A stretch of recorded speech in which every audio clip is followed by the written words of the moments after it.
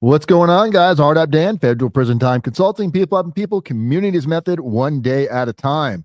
Today, I'm super excited because I've got a famous YouTuber slash ex-guy that's done some prison time, sentenced to 40 years in prison. Now one of the beasts in the post-conviction realm.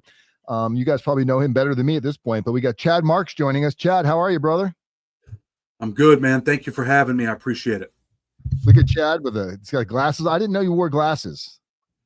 Oh, I can't see without him, man. But we can see that believe together in the background. So beknownst to me, Chad also, like myself, is a diehard Bills fan. So I got that same hat. I got that same exact hat, man. I bet you got all the hats, Chad. I think I got like 28 hats. I thought I'd wear this is my only Bills hat. So I thought I'd wear this for Chad today for a few minutes anyway. But Chad's going to take us a little bit through his journey, guys. Chad's got one of the most amazing stories. He was also kind of the entrepreneur, the leader. He started in post-conviction. I'll let Chad talk about it here in a second, but he filed the very first compassionate release motion that got approved under Trump, under the First Step Act, when Trump brought that into office a few years ago. So Chad's going to talk about that a little bit. But Chad was sentenced to 40 years federal prison for some pretty serious stuff. So we want to go back a little bit in time, Chad. Kind of tell us, who you are, and anybody who wants to reach out to Chad, there's a description in the link of this video for Chad's post-conviction work, which he's going to talk more about. But tell us who you are, Chad, kind of how you got involved in the prison system, and how did you get to be this person you are today, which is amazing. So, like you said, my name's Chad Marks. I'm from Rochester, New York. Pretty much at the age of 24, I was arrested for a drug conspiracy, eventually would go to trial, be convicted. I was convicted of 2 924C counts. The first count was 5 years. The second count was 25. And that was supposed to run wild with wow. Okay. Oop. I don't know what happened. Some cameras issues there. Is it on my end? That's part of the go ahead and disconnect and reconnect, Chad. You should have this. You should be able to use the same link. Okay. Chad's gonna come right back. Camera issues, just like the other day. But if you guys don't know, Chad's got a YouTube channel which you guys can go check out over Blood on the Razor Wire TV. Chad Marks. He's got just about 250,000 subscribers, which is an amazing thing for anybody to do. And the guy does some amazing work. I've had a lot of my clients that have reached out to me that have used Chad on post-conviction side stuff. And he's going to tell you more about the post-conviction as soon as he jumps back in here. But he's got one heck of a story, guys, which I think a lot of you that are facing federal prison, I think it's important for many of you to kind of see what you're looking at. We just had a guy come on the other day who just self-surrendered yesterday, started a 4-month federal prison sentence. There's Chad coming back on here in a second. He just started a 4-month federal prison sentence. And, for somebody that's from 4 months to 40 years, that's such a drastic difference. And let's see. Can you hear me? I can hear you, but I can't see you. You got the OBS go. Yeah, it's not allowing me to connect. OBS camera not connecting. I don't know. Well, we got Chad's voice on here a little bit. So Chad, while you're playing with your camera, kind of take us back through kind of your journey a little bit about what's going on, and I'll show your YouTube channel while you're doing that. Okay, so at the age of 24, I was sentenced to 40 years in federal prison. Went to trial, was found guilty of a drug conspiracy, 10 years for the drugs, 2 924C counts, which were stacked, 5 years for the first gun, and 25 years for the second gun. The first gun was a 12-gauge shotgun, got 5 years for that. Second gun was a 22 rifle, and I ended up with 25 years for that. Ended up going to federal prison, went to Big Sandy. That was my first prison. Not a very nice place. Pretty dangerous. Seen a lot of violence there. A lot of people just feel like, hey, look, my life's over, and this is what it is. So guys pretty much do whatever they want, live how they want, and just try to make it through each day. Eventually, I decided, hey, look, you know what? I don't want to die in prison. So I had to figure out a way, right? Started going to the law library, started learning the law, kind of felt like, hey, no one's going to fight for my life like I'm going to fight for my own life. And that's what I did. I ended up fighting for my own life, learned the law. Eventually, I was able to get out through compassionate release, like you mentioned earlier. Once Trump passed the First Step Act, I wrote the first compassionate release motion in the country to win. It was for a gentleman by the name of Conrado Cantu. He was a sheriff. He was the mayor down in Texas. And he was involved in some corruption. Ended up, I think Conrado had 23 years or 27 years. We filed that compassionate release motion, and I was able to get Conrado released from federal prison. So that worked out pretty good. And I don't know what's going on with the camera here. It won't. Yeah, if you want, while we're doing this, Chad, open up your email. Open up your email from your phone. You probably connect from your phone. At least we'll have your video on your phone. Okay, let me see. So when you got sentenced to 40 years, because you were 25 years old, what did that feel like? Like, because we just did an interview with a guy 2 days ago that just self-surrendered yesterday on a 4-month sentence. And to him, you could hear it in his voice. It felt like the end of the world to him. And obviously for somebody like you who was facing 40 years, what does that do to someone's mind and their soul? I just remember getting sentenced. Can you see me now? Because I'm coming on now. Let's see here.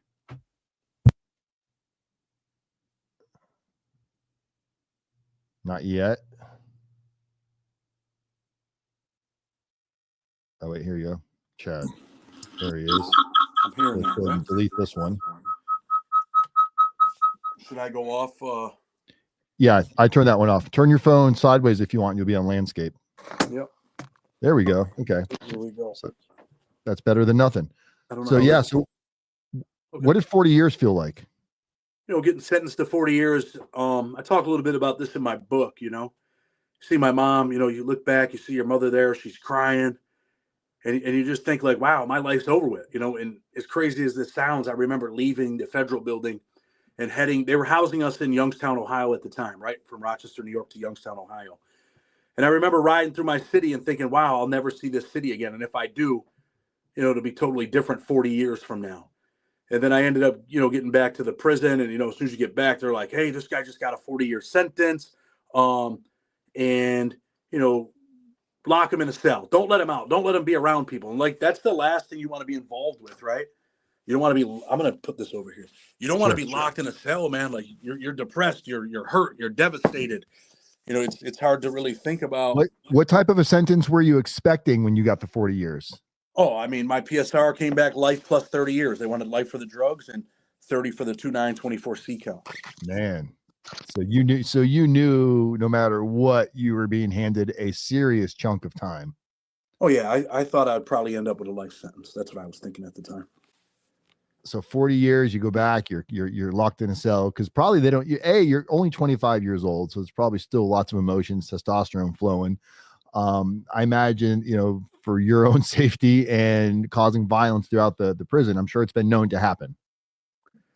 Oh, I mean, look, this is the other part, right? When you go to Big Sandy, everybody wants to be a tough guy after they get out of prison, and they talk these tough guy prison stories. And, going to Big Sandy don't make you a tough guy. I've seen plenty of guys go to Big Sandy and just be quiet. I imagine it breaks some of the toughest guys. Oh, I mean, I've seen some of the toughest guys definitely break. And, a lot of times, sometimes the image that you project is the image that you have to protect, right? So guys have to protect this image, this tough guy image, this prison image, this, I got this big life sentence image. But really, at the end of the day, sometimes when you lay in that cell at night and you're like, wow, I got a life sentence, I'm not going to, I'll never spend another Christmas with my mother, or I'll never spend another Thanksgiving with my family. All that tough guy stuff goes out the window at night when you're sitting there laying in a bed with a 40-year sentence thinking, wow, my life's over with. And, pretty much you can call it what you want, but, I've always said buried alive. You're buried alive in there. And how much time did you actually do on the on the 40? I ended up doing 17 years, 5 months, and 21 days. So, and I wanted to talk about that a little bit because a lot of people are like, oh, he got sentenced to 40 years, but how fast did he get out? It's not like Chad was there 6 months and got released. He still did 17 years on a 40-year bid. Hearing that to me is just fucking insane. I was sentenced to 42 months. It felt like the end of the world. I ended up serving 13. Chad did more years than I did months in prison, just to give you guys like the reality of what that looks like. So 17 years, and you had no idea you were gonna. How much of the 40-year sentence would you have served if it wasn't for the compassionate release and your hard work in the law library? Oh, I would have done 36 years with good time. So you'd still be there. Yeah, I'd still be here. I think this light like sucks in this room. I'm trying to get out of the shadow, but I don't think it's working. It's all right. Does it look bad on your end or? No, it looks good. Okay.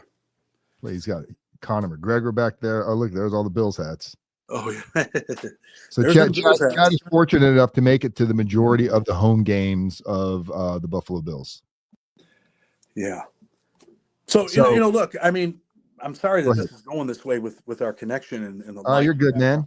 Just ignore it. Wish it was a little bit better. I'm in my office, so I got a studio, but I'm not in there.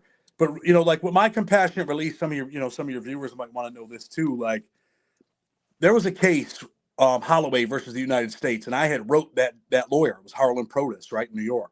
I had wrote Harlan, and I said, hey, look, I got stacked 924Cs. I see you did the Holloway case. You know, I need some help. If not, I'm going to die in prison. He had wrote me back, and he said, look, you know, I'm not in a position right now to take on that case, but I sent your information over to someone that I think might be interested, okay? So that turns out to be Judge Gleason. Well, Judge Gleason ended up stepping off the bench. He did the Holloway case, let Holloway out of jail, you know, reduced that sentence. And he wrote me and said, look, this is what I want you to do. Go get a college degree. They're starting college in there. Go do that. And then write me and come back and see me. So I did that. You know, I ended up going to college, got a college degree. And I wrote him again, you know, years later. And they're like, well, you know what? You know, this First Step Act thing just went through. We don't know, you know, we don't know if you're right, whatever. But eventually it ends up working out where Judge Gleason ends up becoming my lawyer. I file my own pro se motion. And then Judge Gleason gets on my case. And once he gets on my case, he flies in from New York City with a bunch of different lawyers. I end up having 2 hearings on compassionate release. And the judge eventually says, you know what, I think you're changed. There's, you know, extraordinary compelling reasons in this case. Number 1, your rehabilitation. Number 2, pretty much Congress has said, look, 924C stacking, it's wrong. We're not going to be giving out the second 25 years. So it was 5, 5, and 10 for the drug. So it was a 20-year sentence. And that's how my sentence got reduced down to 20. And talking about post-conviction, because obviously not everybody in compassionate release and everything under the sun where somebody might be able to take advantage and serve a lesser sentence, what are some of the criteria that somebody would meet in order to qualify for compassionate release? Because not everybody has to have your type of charges. There can be people in there with sick loved ones at home, illnesses. So what are some of the scenarios that you're able to help people with? I mean, so look, I've won a lot of cases, right? And I don't say this lightly or arrogantly or anything like that, but I probably won more cases than most people in the country. I recently won a case where there was a lady who she was, it was kind of a white collar thing. She was a doctor and she ended up going to prison. She's in federal prison, finds out that, you know, she's real sick for 13, 14 months. The BOP does nothing for her. And I end up writing a compassionate release for her and pretty much saying she can't take care of herself within the federal prison system, her rehabilitation, not a threat to public safety. And I pretty much harp on the fact that the BOP is not providing adequate medical care. The judge released her. Unfortunately, you know, she was home about 90 days and she ended up passing away. But the problem was this. Had the BOP caught that 13, 14 months prior when she was saying, hey, look, you know, I'm sick, she may not have died, but she ended up losing her life, man. Sadly. Well, you know, and talking about, because you brought it to the judge. So a lot of people prior to the First Step Act, if you were going to do a compassionate release, your only avenue was dealing directly with the BOP. And if they denied you, shot you down, didn't answer, you were kind of stuck to their whatever they want to do. And then Trump kind of stepped in and enacted the First Step Act to where you still have to exhaust your BOP remedies. And correct me if I'm wrong, but you have to file it with the BOP. Either they deny you or they don't respond within 30 days. And then you can now take it to this new additional step in the court system. Prior to this being an option, bringing it back to your sentencing court or your judge, how many compassionate releases were approved under the BOP's guidance? Not many. I think Judge Gleason ended up writing an article about this where he talked about that. And it was like 2%. It was horrible. Like they just didn't like the BOP or, and I hate, you know, some people are like, oh, you just don't like the BOP or whatever, but no, that's not the case. The problem is the BOP, they just, I mean, look, you know, and I know a lot of them couldn't work in the private sector just because the way that they treat people. Right, so if you put in a compassionate release and you were asking them to help you, that was probably not going to happen. And they don't have the best medical in there. They're quick to either not respond and very slow if they are going to respond. I've had clients and I don't talk about it a lot because a lot of the people that I work with are, first time nonviolent white collar type of individuals. And I don't need to create this panic and fear, but I have had a couple of clients that have had some severe medical issues that ended up dying in the BOP just because they're literally laying on their bed, gasping for air, and nobody comes to them, where they just die in the middle of the night. I'm sure you've seen and heard lots of horror stories similar to that. Well, not just seen the last 9 months of my prison bid, right? Like, I've been in every single security level you can imagine. I started in the USP, ended up at an FCI. I was in Raybrook. They had a camp on the facility at that prison. So campers went to lunch with us. They went to commissary with us. They interacted with us. Well, Chad disappeared on us. He's having some camera issues, guys. He'll be back in a second there. Let me kick this one out so he comes back in. Oh, there he is. Okay. Can you see me now again? Yeah. We're having trouble here, man. It's always, going live sometimes creates the issues, but at the same time, it gives the audience the ability. Hold on one second. This is my vet. We got all kinds of things going on here. Hello. Yes. Everything okay with Ted?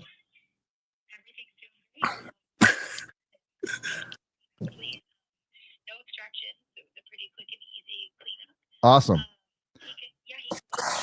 1 o'clock. Okay. Thank you so much.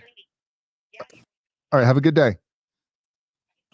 My dog, guys, as anybody that knows me knows, I'm a huge animal lover, and I had to bring Sir Ted and get his teeth cleaned today, which he goes under anesthesia, which is always nervous because that's when something can go wrong. It goes wrong when they're under. But I just got the call. He's good. He's got a good bill of health, nice shiny teeth.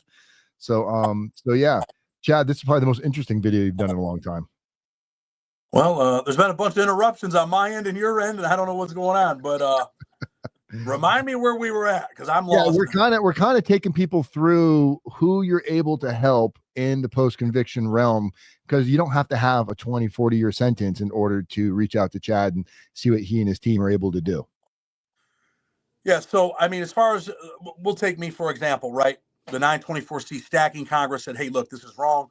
We're reducing that 25-year sentence to a 5-year sentence. If you brandish a gun, it's said. Oh, this is getting crazy. Oh, there you are. This is how we test our patience, to see what we've learned with our skill. So, you could have stack 924Cs. If you brandish the firearm, it's 5. If you discharged it, it's 7. If you discharged it, it's 10. If you brandished it, it's 7. If you just had it, it was 5, right? But every second offense was another 25-year sentence regardless. So they changed that. So my argument was that was an extraordinary and compelling reason to reduce the sentence in conjunction with my rehabilitation. Like I said earlier, look, I wrote the reentry program at FCI Raybrook. I got a college degree in prison. I've done over 100 programs. I facilitated alternative violence project seminars. I also facilitated Leaders Breed Leaders, a whole bunch of different stuff. So I was like, look, this is my resume. This is who I am today. Yeah, I made a mistake back then. Yes, I went to trial. I regret that. And you know what? I'm a different person. I'm no longer a threat to public safety.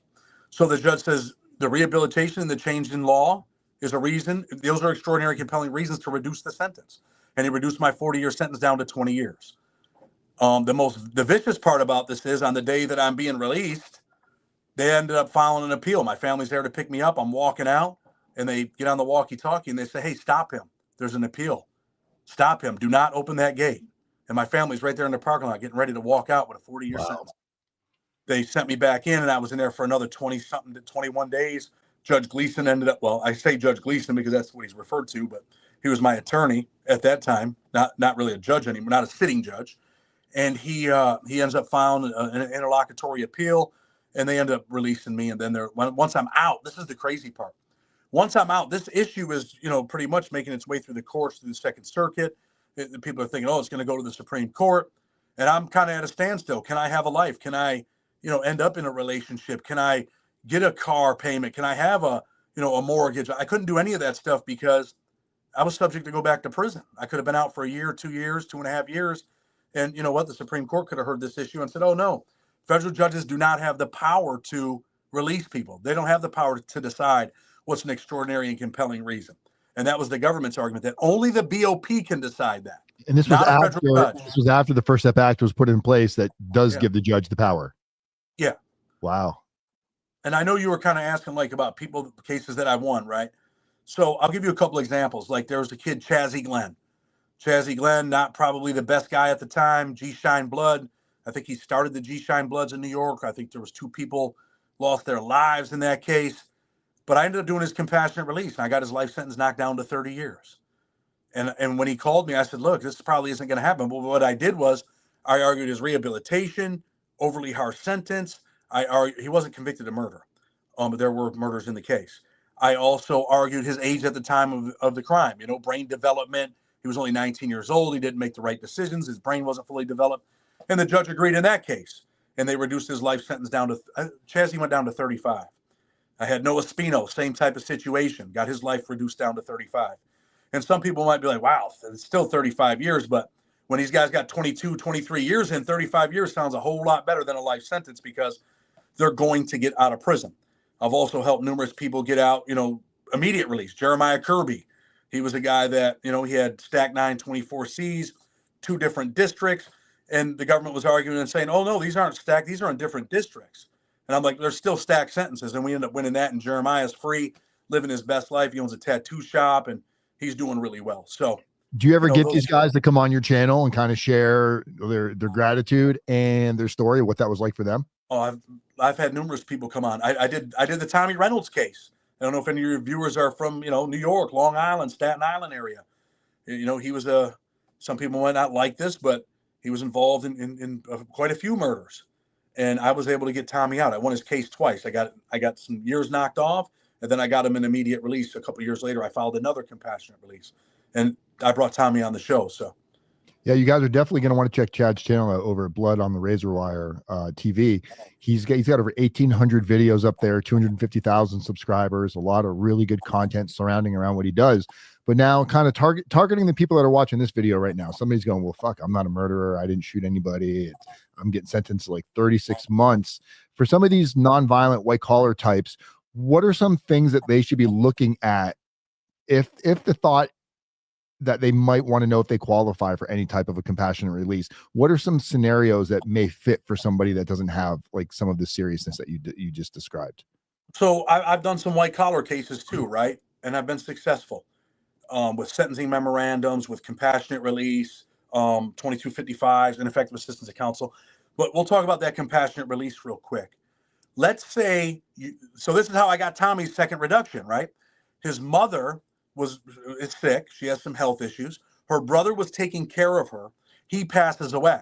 So I make an argument that he's going to be his mother's primary care provider because she has no one else now that her brother passed away. So I argued, he's been in prison for 25 years at the time. I argued his rehabilitation, no longer a threat to public safety, and that he would be the primary care provider for his elderly sick mother. And the judge granted that compassionate release. So let's say you're going to prison, you're a white collar criminal, and something happens with your wife, and you have a 9-year-old son and a 13-year-old daughter at home. Well, we can make this argument that, hey, look, he's going to be the primary care provider for his children because the wife is sick. She has cancer. She's going through chemotherapy. I mean, you can make those arguments. Can you be successful? I have been successful on those types of arguments. Can you also lose? Sometimes it comes down to the judge. Right. Even my judge told me I should die in prison. But years later, he rethought that and he decided that, I should get out. And I imagine a lot of times judges, when they say a lot of these things, you got to imagine they've sentenced so many people and they don't always get to see the reformative side of things. And talking about seeing both sides of the storm, there's a guy getting sentenced tomorrow that we're both well aware of. You actually brought it to my attention. Well, everybody knows Shon Hopwood, Shon Hopwood, Georgetown professor. He was sentenced to prison for bank robberies, got out, got his law degree, became an attorney. And now he has fallen himself. So, and you've had some personal, I guess, I don't want to say dealings with, but I'll let you talk about your relationship to Shon, but kind of take us through his scenario a little bit about how important it is to stay grateful for when you do get out because of what can happen very easily if you're not paying attention. Okay. So, I've had a lot of dealings with Shon. Actually, he like you said, he was in federal prison. He gets out of prison, ends up getting a law degree. He's a professor at Georgetown Law University. He also, I mean, he worked with the Trump administration on the First Step Act. Like, he was involved in that. He was also, I believe, Donald Trump's daughter, Tiffany, was also one of his clerks, at Georgetown. And eventually he gets involved in some stuff, which I see you're putting that stuff up there. I mean, he gets involved with some stuff with his wife. And I actually spoke last year in DC at the Rewriting Sentencing Summit. And it was former prisoners and judges and lawyers and prosecutors and probation officers, everybody coming together. And I'm like, we're in DC. Where the hell is Shon at? And then people are like, oh, you don't know what happened the other day with Shon? I'm like, no. They're like, well, he got arrested. I'm like, what? And then come to find out that all this stuff happened with his wife and his family. And I don't like to talk about people's families. I think wives and kids and that type of stuff is off limits. But, Shon was kind of like the beacon of hope for people that were getting out of prison. Like, I want to be like Shon, guys, that men and women that want to go on and go to law school and become lawyers, which you can do. And Shon has helped some people do that and achieve that goal. I mean, he was a big proponent of, hey, look, let's help, let's get these people a law degree. They want to go to law school, let's do it. And then obviously, his fall from grace, and he's going to be sentenced tomorrow. I know one of the articles said that his mandatory minimum is 5.5 years. So unfortunately, Shon is probably, and I hope not for the sake of his kids and his family, and whatever happened there. I'm not a juror, I'm not a trier of fact, I'm not a judge, but hopefully things work out for them and their family. And it's just a crazy, sad situation, but not just for Shon and his family, but for the people that were like, hey, look, people can get out of prison and become new people, and these people are reformed and they're rehabilitated. Because there's always going to be someone that'll say, like, I mean, you can look at the AUSA in that case, right? Janine Pirro. I mean, a lot of people know who she is. She's pretty much like, it don't matter who he is. Look what he did, and let's hammer this dude, and that's what they do. That's part of the thing is somebody like you, myself. I didn't get out in any type. I did RDAP and got halfway house and stuff like that. But for somebody like you that is given this gift to a second chance at life, and for some of these clients that you help, and there's only two people in this space that I feel comfortable with when it comes to post conviction. It's you, who carry yourself very responsible, very professional. You can tell you take it very serious. Your content is serious. The interviews are serious. And then there's also Tom Root from Legal Lisa Info, another guy who's done some time. But the way you guys carry and conduct yourselves into this, it's important because there's plenty of naysayers out there that don't believe us ex guys can be reformed. And then when something like this with Shon Hopwood happens, they're the first ones to jump up and say, see, this is why you don't do it. And even for a judge like you that did give it to you, it has to create doubt in his mind, because, like, let's say the judge was the one that released you and then you went out and did this heinous crime. Now it looks bad on the judge, and he's going to think twice before he does the next guy a favor.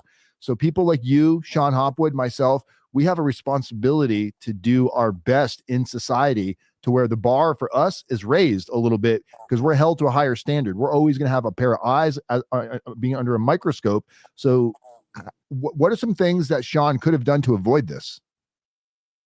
Obviously. Well, I don't want to get sued either. Didn't he sue? Didn't they do some stuff? Oh yeah. Well, I didn't get sued I got sued by a prison consultant who hired Shon as their attorney on record to sue me. But this isn't so much talking about like what Shon did. It's more of, do you think Shon got complacent like anybody else would? There's been days where in my free world, I find myself bitching and moaning, complaining about traffic or this or that. And meanwhile, I was sitting in prison staring at a concrete door or a concrete wall. You kind of forget your gratitude and how to be humble, because your worst day in the free world is better than your best day in prison, or at least it should be. So what can people do to remain in that grateful mindset so they don't find themselves going, well, I'm just going to go do this one time or no one's looking? I would say, you have to appreciate your freedom, right? Walk around, and like the neighborhood that I live in, the neighbors wave to you. And, I remember getting out of prison and moving to this neighborhood and saying, wow, the grass, the trees, like, you appreciate that stuff. And sometimes, after you've been out for a while and, maybe you're making a whole lot of money and you become arrogant, you forget that stuff. You forget what it's like to work in the kitchen. You forget what it's like to eat raw chicken on the 4th of July, because they don't cook the chicken in any prison that you're at. They cook it, but it doesn't look cooked, and it's definitely not cooked. Like those are the small things that you learn to appreciate. And then, when you get married and you have a wife and you have kids, you appreciate that stuff. And sometimes you just say, you know what? I just want to be a father. I just want to be a husband. I don't want to be back in prison. Um, I'll give you an example. And I hope this doesn't disturb any of your people, but I had posted something about Charlie Kirk, and there was another guy that I was not in prison with, but former prisoner. I guess he was a pastor at the prison when he got out. He was a chaplain in prison. He was all these things, and he got offended by that. And then pretty much today, he just started like writing a message on Facebook, like cussing me out and telling me he's still got connections to the street and he can reach out and do this to people. And I was just like, wow. And I just said, wow, your headline says you're a Christian and you're a father and a husband, but I see that, it's contradictory to the story that you're telling people, like that old mentality kind of resurfaces sometime. I think we all, depending on the day of the week, time of the month, whatever, we all might have the ability to kind of contrast back to some of our old ways of thinking. You and I have had these conversations, and having people having good people you can talk to, like being able to talk to you, being able to talk to some other friends when I go through these rough times. It's great to be able to have somebody go, Dan, look at where you're at, look at where you were, even though I wasn't like in prison forever, but I was living kind of a, not the best life prior. And it's like, are you really going to let yourself make one stupid choice to go pump up your chest? And it's great for people to be able to hold you and put you in check for that, because it is. I mean, look at the life you have now. You got twins, you've got this beautiful wife, you get to go to Buffalo Bills games, you live in this nice house, things that you probably thought at one point in your life were never going to be in your reach, especially when you were sentenced to 40 years in prison. So what does Chad Marks do to practice gratitude and kind of be grateful for where he is today? I just try to I try to appreciate everything. Make no mistake. I mean, I make mistakes still. I make some bad choices once in a while. Right? I don't mean like drugs or anything like that. I mean, just you're like I want to engage. I know a good prison consultant, Chad, if you make any of those stuff. So like like just engaging in stupid stuff, like arguing with people on the Bills Mafia page about Josh Allen. Like I have to check myself and say, what are you doing? Or getting into this Charlie Kirk debate. I'm not going to change how this individual feels. I could, when he's like threatening me on Facebook and he's in Mississippi. I mean, I could engage in that, or I could just say, what I did say. I said, you're just, I mean, your character came out to show exactly who you are, who I thought you were anyway. So I was always right. But no, I learned to appreciate the small things in life. Having, I got two little small boys that are 3.5 years old. This was the woman that I was married to before I went to prison. We reconnected, got remarried, and we got twin boys. Like, I don't, I believe in God, man. And I believe that, look, everything happens for a reason. God did this for a reason. So learn to appreciate those things. What do I do? Look, I help a lot of people. I help people in the community, the neighborhood that I used to sell drugs in. I go to that neighborhood. I give out clothes. I give out food. Some of the money that I've made, I started a reentry house. I have 20 beds there for guys that are not women, but men that are getting out of prison, that have nowhere to go. We help clothe them, feed them, get them a place to live. How can people find that? Is that listed somewhere? Because I meant to talk more about that. How can people find out more about that? It's just in my city. We don't have a website or anything. I mean, Okay. We probably should, it's recently put together the last 6 months, we really put it together.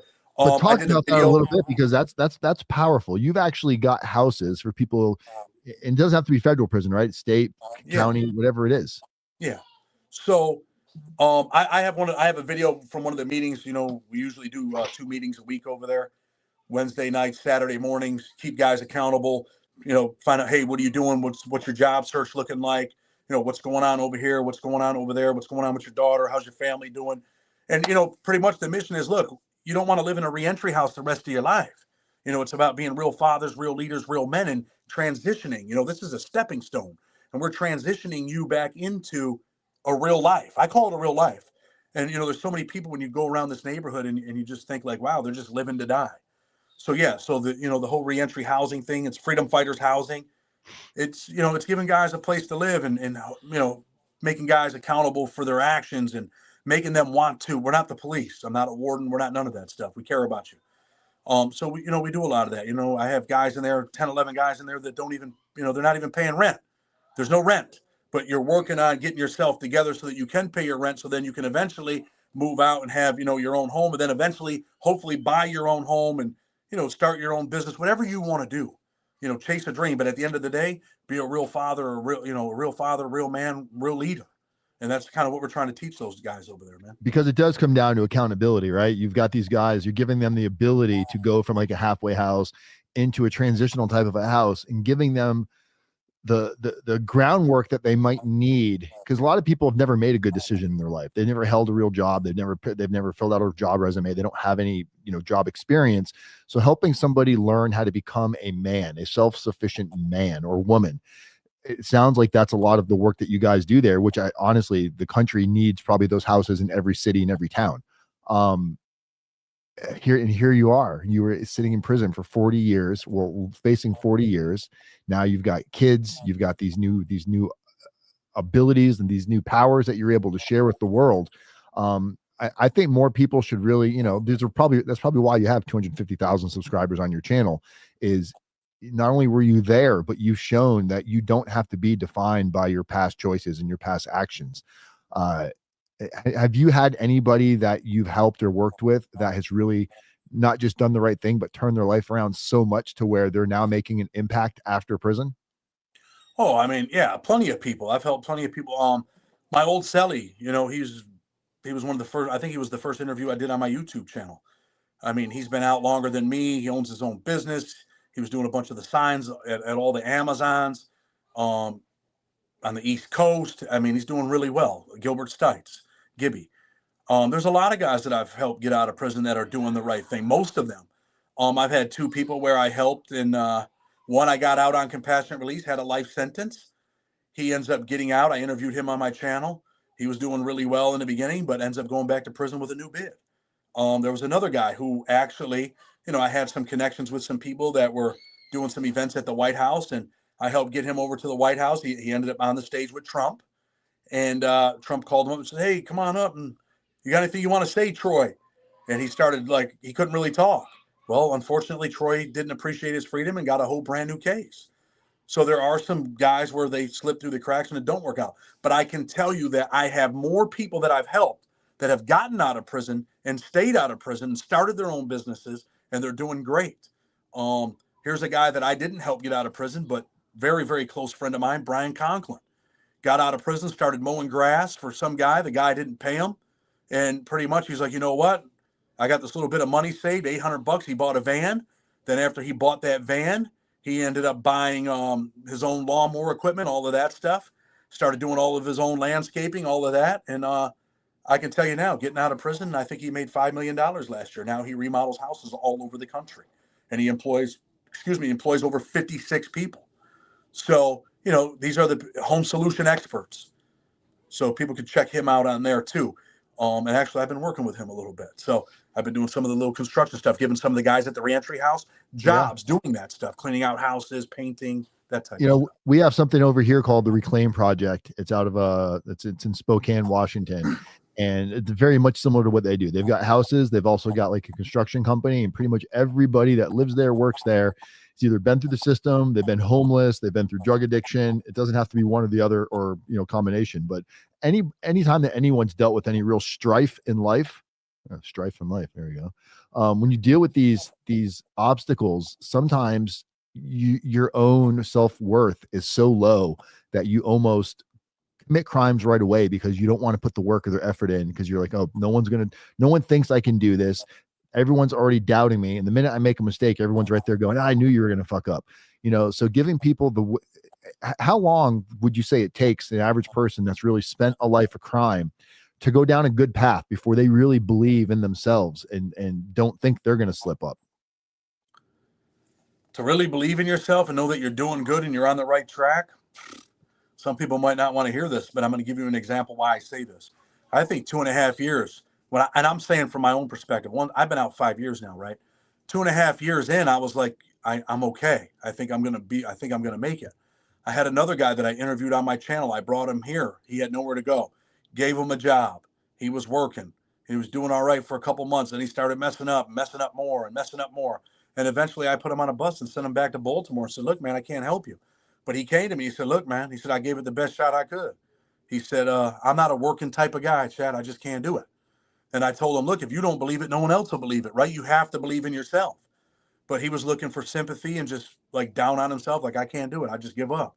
Some people give up, but prison taught me to persevere, to push forward. I used to tell people in jail, all the time in prison, I said, I'm going to get out of here. Some people used to think I was absolutely crazy. I had a 40-year sentence. I know there were times when they used to make fun of me in the law library. Like, I've heard, like, oh, they were laughing at you, man. Saying, you think you're getting out. You ain't never getting out. And I used to tell people, if I don't believe it, no one else will. And I used to say every single day, I'm going to do something to get out of here, whether it's taking a program, writing a letter to a senator, a congressman, a lawyer, learning how to facilitate a program. I'm working every day to get out of prison. And, it took about 8 years for me to start to dedicate my life to getting out of prison. And look what happened. And also, let's be honest, when you're facing a 20, 30, 40-year sentence, you might not get out anytime soon. But if you just accept that, that's a long 40 years. Even if you didn't get out at this point, let's say you're still sitting there, going to the law library, creating motions that are going to get filed. It's not like you file a motion today and it gets answered tomorrow. Sometimes it's months and months of creating it, and then it's months and months waiting for an answer. And during that time, does it help you break your time up into chunks because it's giving you something to look forward to? I mean, listen, I was consumed by freedom. Like I said, I worked every day to get out. That was my goal. I'm getting out of prison. Some guys in prison, sadly, might have 30, 40 years, and they wake up and they watch the sports TV and they do their little gambling tickets. That's how they pass their time. Some guys watch movies. They can tell you every movie. They can do all kinds of quotes. They've been watching movies for 25 years in prison, and they still got another 20 years to go. I wasn't going to be that guy, man. I just consumed myself with, I'm working to get out of prison, and that's what I do. Well, you guys definitely got to go check out Chad's channel. There's a link in the description of this video for his book. And not just because it's an interesting story, but it really shows you what hard work, dedication, and changing your mindset can look like. Maybe you're not facing 40 years. Maybe you're facing 4 months. Maybe you're facing 4 years. But the reality is, many of you are going through a very dark period right now, and you feel like there's no light at the end of the tunnel. You're like, why would God do this? You got all these awfulizing thoughts going through your mind. And I think hearing Tad's testimony, many other men and women that have gone through this, they all have something in common where they tell you they put in the work, they put in the required effort to change who they were, to become a version that they're proud of and not being defined by their old habits. Chad, what's the best way for people to reach out to you that either maybe want your help or they want to hear more about your story other than your YouTube channel? They can email me at freedomfighters with an S, P as in Paul, C as in Charlie, at gmail.com, freedomfighterspc@gmail.com. And look, I put my number out there, so it don't matter. 417-507-3735. 417. Go ahead. Say it again. It's 417-507-3735. And look, I answer my own calls, so you can call me directly and you'll be talking to me. Some people call me like, oh my God, I thought this would have been an answering service. I can't believe you answered the phone. I thought I was the only one. People. I'm personal. I'm not like, I'm not one of them people that are like, oh, some guys get in this business, they get arrogant, and they think they're the king, and I'm not into that stuff, man. Well, and there's all kinds of video directions that we could go with that. But the reality is, guys, like Chad said, takes 2 or 3 years to really not just turn yourself around, but to really give yourself enough time to make sure that because you do want to take it a little bit slow when you get out. You don't want to hit the pedal to the metal. You want to prepare for obstacles, and remember that some of your old stinking thinking might surface if you don't really build the foundation properly. There's a lot of people out there right now that are getting into different industries, from consulting to post-conviction work. They've been out a couple months. They're pumping out all this stuff, and a lot of it's based on fear mongering. I think it's important to, yes, have a wherewithal of where you're going if you're going to a medium or a penitentiary, but at the same time, you need to listen to your attorney. You need to take advisement, but you need to be able to hold your attorney accountable. You need to realize what their limitations are. And just because they've got their credentials and you're paying them money, somebody like Chad Marks, it was so important for him. It's not like he just decided, I'm going to go study law. This motherfucker wanted to get out of prison. He learned everything there was to learn, every loophole, every avenue that maybe wasn't overturned before, to figure out how to get out. That's the kind of person you want working with you and your attorney. A good consultant, a good post-conviction consultant isn't going to tell you your attorney's wrong. He's going to say, hey, let's get your attorney on a call. Let's put a mind of meetings together, figure out what everybody's good at, because everybody's ultimate goal, if you're the client, should be, what can we do that's in your best interest? It's not to beat the other person up. It's to help the other person pick up where maybe they're not experts at and create this dream team, which I believe Chad and any halfway decent attorney could probably put you into situations that you wouldn't be in otherwise. So guys, reach out to Chad Marks, Blood on the Razor Wire. Maybe Chad will be so gracious to have RDAP Dan on his channel in the next couple of weeks. But no problem. I'm a Bills fan. You can't say no to that. And, Chad, thank you, man. Any final words of wisdom you want to leave the audience with?